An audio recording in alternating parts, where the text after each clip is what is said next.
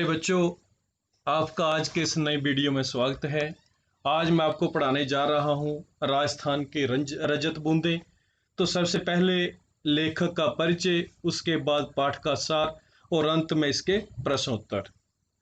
तो जानते हैं अनुपम मिश्र के बारे में, जो इसके लेखक हैं। इनका जन्म 1948 में और मृत्यु 19 दिसंबर 2016 में हुई।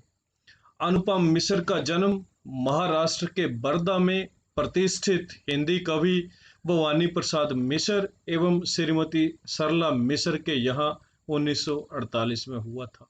अनुपम मिश्र जाने माने लेखक, संपादक, छायाकार और गांधीवादी पर्यावरणविद थे। पर्यावरण संरक्षण के प्रति जन चेतना जगाने और सरकारों का ध्यान आकर्षित करने की दिशा में वह तब से काम कर रहे थे जब देश में पर्यावरण रक्षा का कोई विभाग नहीं खुला था। आरंभ में बिना सरकारी मदद के अनुपम मिश्र ने देश और दुनिया के पर्यावरण की जिस तल्लीनता और बारीकी से खोज खबर ली है, वह कई सरकारों, विभागों और परियोजनाओं के लिए भी संभव नहीं हो पाया। उनकी कोशिश से सूखाग्रस्त अलवर में जल संरक्षण का काम शुरू हुआ, जिसे दुनिया ने देखा और सराहा। सूख चुकी अरवरी नदी के पुनर्जीवन में उनकी कोशिश काबिले तारीफ रही है। इसी तरह उत्तराखंड और राजस्थान के लापोडिया में परंपरागत जल स्रोतों के पुनर्जीवन की दिशा में उन्होंने महत्वपूर्ण काम किया है। इनकी रचना आज भी खरे हैं तालाब, पर इन्हें कई पुरस्कार मिल चुके हैं। तो अब बात करते हैं राजस्थान की रजत बूंदें पाठ के सारांश की, इसके प्रतिपाद्यों की।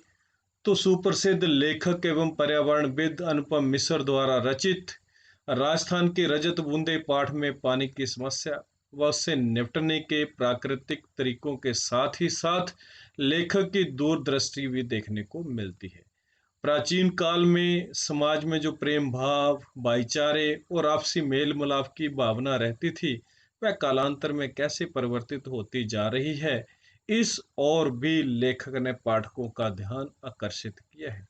राजस्थान की मरुभूमि में कुएं कैसे लोगों के गले तर कर रही है, यहाँ इस बात की भी चर्चा की गई है। राजस्थान में रेत ही रेत है। वहाँ वर्षा अपेक्षाकृत कम होती है। वर्षा अधिक हो भी जाए तो वहाँ रेत उसे सोख लेती है। राजस्थान के कुछ जिलों में भूमि के नीचे एक खड़िया पट्टी रहती है। ये खड़िया पट्टी काफी लंबी चौड़ी होती है, जो वर्षा के जल को भूजल में मिलने से बचाती है। यदि ये जल भूजल में मिल जाए तो पीने योग्य नहीं रहता, क्योंकि भूमि के नीचे का जल खारा होता है और इसे पीने के लिए इस्तेमाल नहीं किया जा सकता। ये खड़िया पट्टी ही है जो वर्षा के इस जल को भूजल में मिलने से बचाती है। राजस्थान के लोगों ने अपने पीढ़ी दर पीढ़ी अनुभव से इस पानी को संचित करना सीख लिया है। कहने का तात्पर्य यह है कि राजस्थान में जमीन के नीचे एक खड़िया पट्टी रहती है और वर्षा का जो जल जमीन के अंदर चला जाता है, जिसे रेत अपने अंदर सोख लेती है, तो वो खड़िया पट्टी ही है जो उसे भूजल में मिलने से बचाती है। और ये जो जल है, इसे किसके द्वारा निकाला जाता है? कुएं के द्वारा निकाला जाता है। इस जल को जो सहेज कर रखती है उसे कुएं कहते हैं। कुएं का निर्माण करने वाले को चेलवांजी या चिजारो कहते हैं और कुएं निर्माण के कार्यों को चेजा कहा जाता है। तो अब आपको पता चल गया होगा कि कुएं का निर्माण कौन करते हैं, चेजारो या चेलवांजी करते हैं। और ये जो कुएं निर्माण का कार्य है, इसे चेजा कहा जाता है। कुएं निर्माण का कार्य करने वाले ये चेजारो इतने दक्षतम हैं कि भूमि की सतह से ही पता लगा लेते हैं कि इसके नीचे खड़िया पट्टी है या नहीं। अब देखो, ये जो चेजारो हैं, ये जमीन के ऊपर से ही पता लगा लेते हैं कि इस जमीन के नीचे खड़िया पट्टी है या नहीं है। ये है इनकी काबिलियत। इसके बाद अपने कुएं निर्माण के कार्य में ये जुट जाते हैं। और कुएं निर्माण का ये कार्य इतना पेचीदा, इतना कठिन है कि जिसका सहज ही अनुमान लगाया जा सकता है, क्योंकि कुएं की गहराई तो 30 से 60 हाथ रहती है, लेकिन इसका व्यास बहुत कम होता है, यानी 4-5 हाथ का व्यास होता है। कहने का तात्पर्य यह है कि कुएं की गहराई तो लगभग कुएं के बराबर ही होती है, लेकिन व्यास इससे काफी कम होता है। कुएं का व्यास 10 से 15 हाथ होता है। कुएं की खुदाई करते समय चिजारो उसमें उकड़ू बैठता है। उकड़ू से तात्पर्य है कि अपने पैरों के बल पर बैठता है। और बसोली यानी छोटी कुदाली, जिसका फाल तो लोहे का रहता है और जो हथी है वो लकड़ी की रहती है, तो उस बसोली से ये खुदाई का काम करता है। और जब उसके पास मिट्टी जमा हो जाती है तो उसे बाल्टी में या डोल में भरकर बाहर निकाला जाता है। ऊपर खड़े लोग बीच बीच में नीचे को रेत फेंकते हैं कि जब चिजारो नीचे खुदाई कर रहा होता है, ये भी बताया आपको 30 से 60 हाथ गहरी होती है ये। तो जब इतनी गहराई में ये चला जाता है तो इसको ऑक्सीजन की भी कमी आ जाती है, तो ऊपर खड़े लोग जो हैं नीचे को रेत फेंकते हैं ताकि ऊपर की ठंडी हवा और जो ऑक्सीजन है वो उसे मिल सके। चिजारो जब खुदाई कर रहा होता है तो सिर पर पीतल का या तांबे का या किसी अन्य धातु का बर्तन टोपी के रूप में पहनकर रखता है, ताकि ऊपर से गिरने वाली रेत या कंकड़ पत्थर से उसका बचाव हो सके। राजस्थान में अलग अलग स्थानों पर एक विशेष कारण से कुइयों की गहराई कुछ कम ज्यादा होती है। कुई वर्षा के जल को बड़े विचित्र ढंग से समेटती है, तब भी जब वर्षा ही नहीं होती, यानी कुएं में ना तो सतह पर बहने वाला पानी है, ना भूजल है। ये तो रेत में समाई हुई वर्षा के जल की बूंद बूंद इकट्ठा होने जैसा है। राजस्थान की मरुभूमि में रेत की सतह के नीचे प्राय 10-15 हाथ से 50-60 हाथ नीचे खड़िया पत्थर की एक पट्टी चलती है।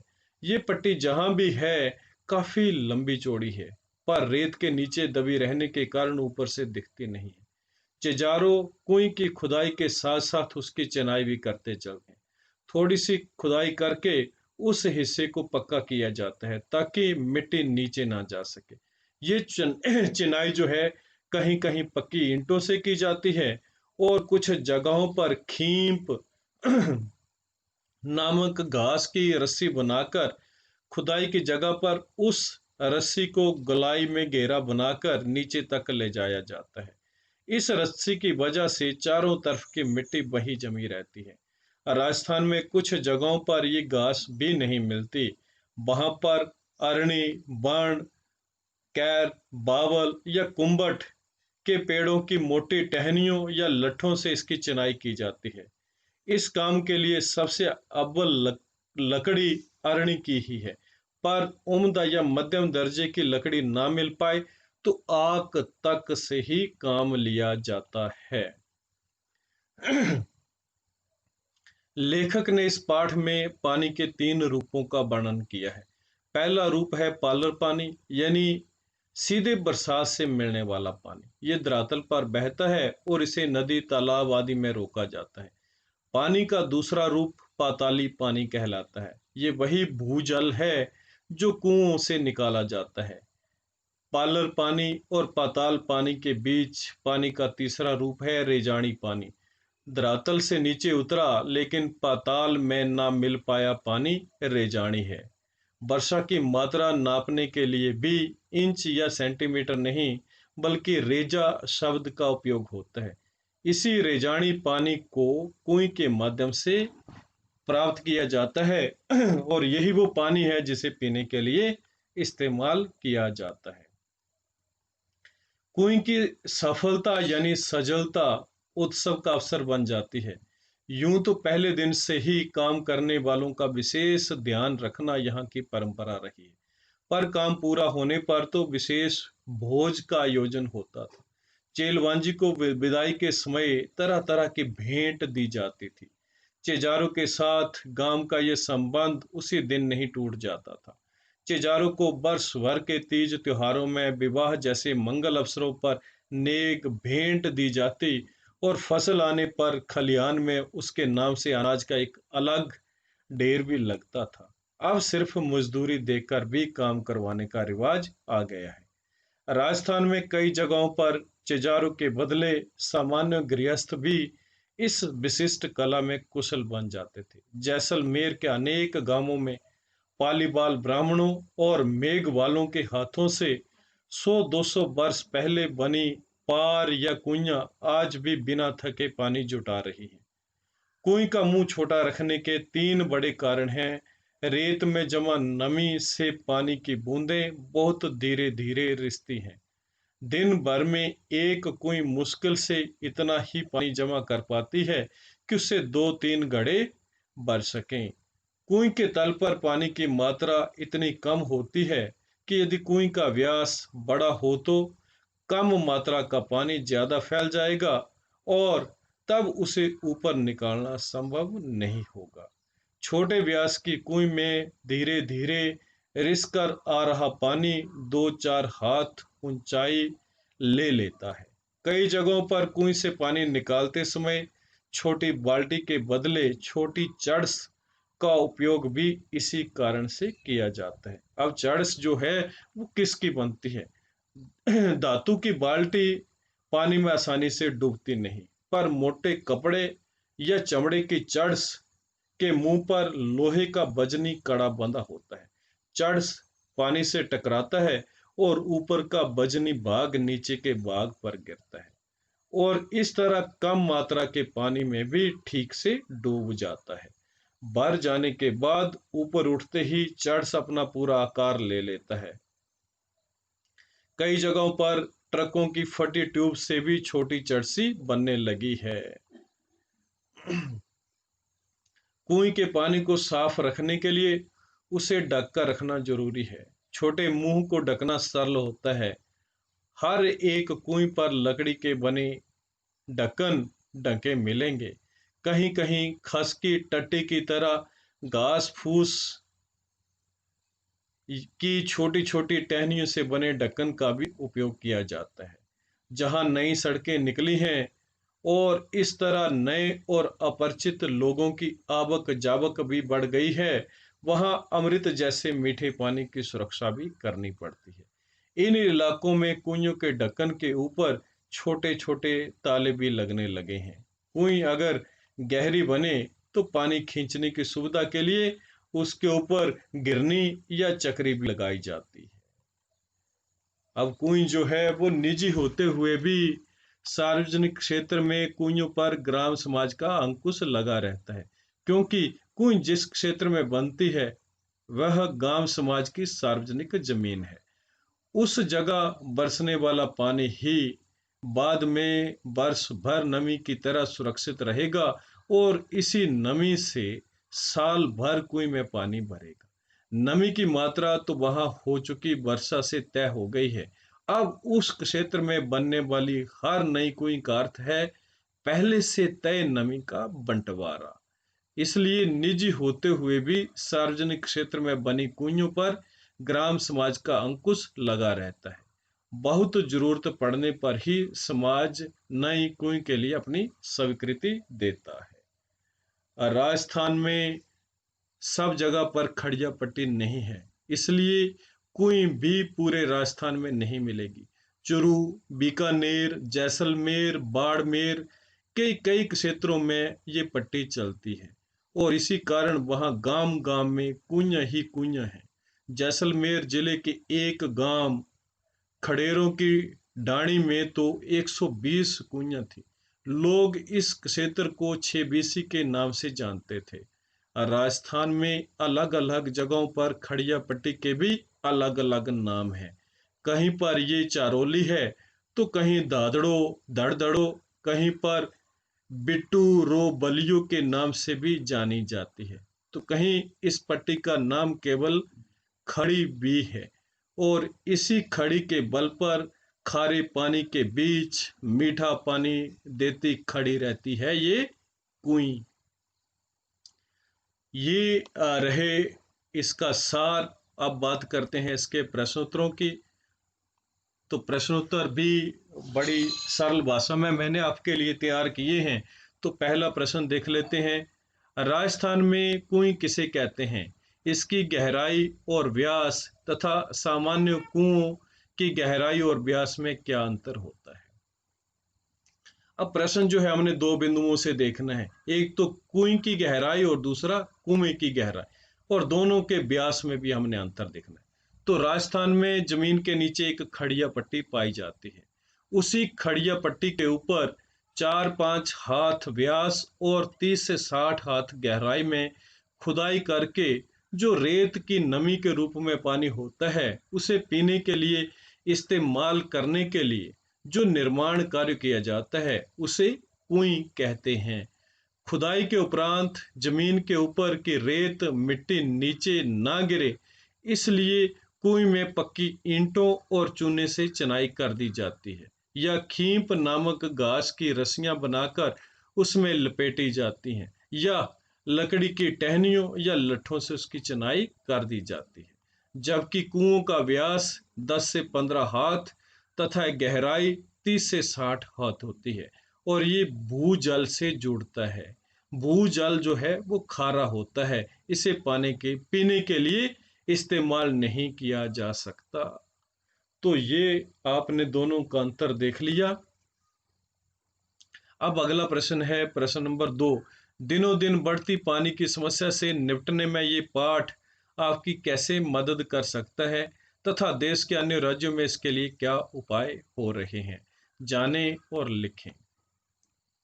तो इसमें लेखक ने पाठकों को जागरूक करने के लिए ये प्रश्न रखा है, ताकि आपको भी पता रहे कि देश के अन्य हिस्सों में क्या क्या प्रयास हो रहे हैं।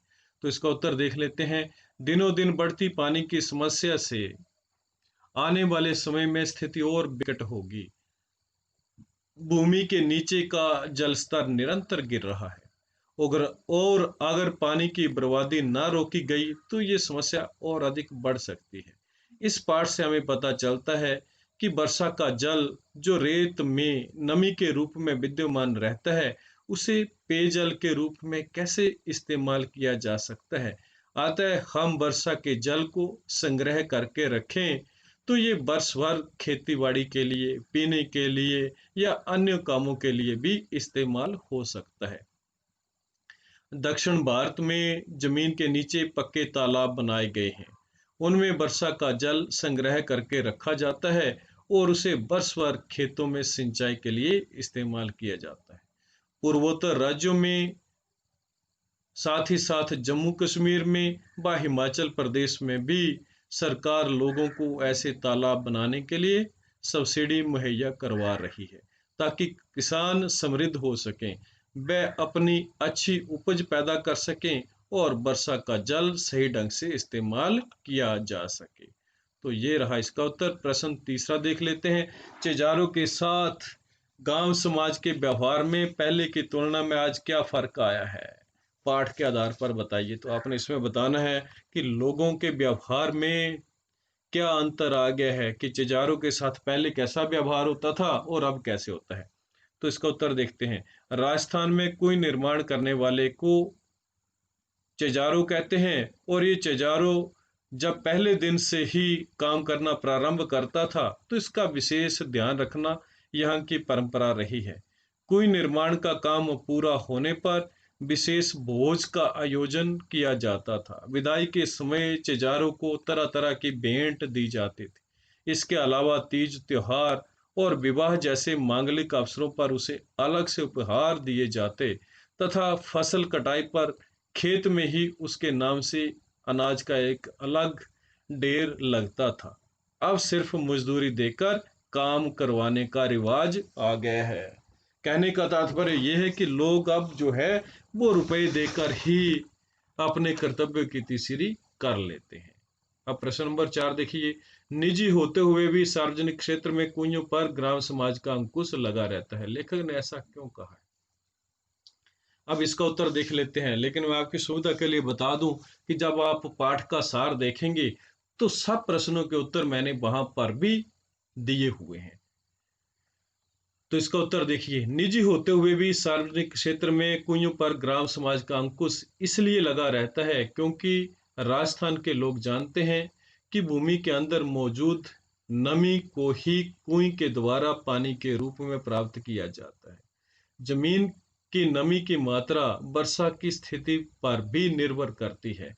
क्षेत्र में जितनी ज्यादा कुइयां होंगी, भीतरी नमी का उतना ही अधिक प्रयोग होगा। अगर नई कुई का निर्माण होगा तो सहज ही दूसरी कुइयों की नमी का बंटवारा होगा। कुई की पानी एकत्र करने की क्षमता पर भी असर पड़ेगा। यही कारण है कि निजी होते हुए भी सार्वजनिक क्षेत्र में बनी कुइयों पर ग्राम समाज का अंकुश लगा रहता है। बहुत जरूरत पड़ने पर ही समाज नई कुई के लिए स्वीकृति देता है। तो ये इसका उत्तर। अब अगला देखते हैं, कुई निर्माण से संबंधित निम्न शब्दों के बारे में जानकारी प्राप्त करें। पालर पानी, पाताल पानी, रेजानी पानी। तो ये बिल्कुल आसान है। तीनों तरह के पानी, पालर पानी वर्षा का जल, पाताल पानी भूजल, रेजानी पानी वर्षा का वह पानी जो खड़ियक पट्टी के ऊपर रहता है और जिसे कुएं के द्वारा प्राप्त किया जाता है। तो देखते हैं इसका। पालर पानी सीधे बरसात से मिलने वाला पानी, ये धरातल पर बहता है और इसे नदी, तालाब आदि में रोका जाता है।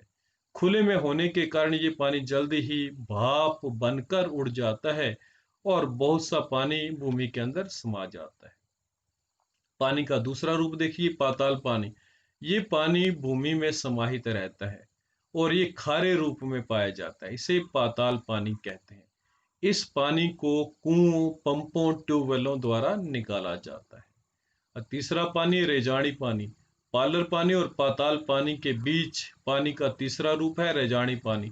धरातल से नीचे उतरा लेकिन पाताल में ना मिल पाया पानी रेजानी है। भूमि के अंदर खड़िया पट्टी के कारण ये पानी पाताल पानी में नहीं मिल पाता। इसी पानी को कुएं के माध्यम से पेयजल के रूप में इस्तेमाल किया जाता है। तो ये रहे आपके प्रश्नोत्तर। आपको ये वीडियो कैसा लगा? अगर अच्छा लगा तो इसे लाइक जरूर करें। धन्यवाद।